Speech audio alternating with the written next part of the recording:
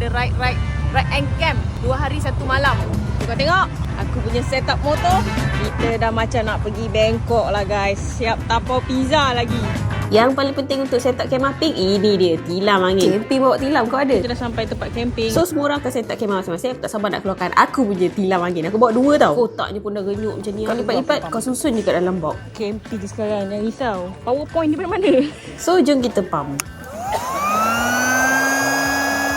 Pump ni nak dapatkan mana jangan risau. Ni kau boleh beli nanti. Okay, dah jadi. Yang ini untuk katil single tak adalah lama sangat untuk kau nak pump tu. Nampak dia elok je. Muat letak dekat dalam kemah 1 ke 2 orang yang aku tunjuk itu. And yang ni lagi satu, tilam queen. Yang ni aku sumbat kat dalam box juga. Simple je setup camping aku ni. Tapi memang sangat bermakna. Nampak dia orang pun santai. Boleh honeymoon berdua. Seronok kau kan? Korang berminat nak beli tilam ni? Senang je cara dia. Korang beli dekat Shopee, klik link dekat bio. Nampak tak adalah korang tidur atas lantai. Selesa duduk tepi sungai macam ni.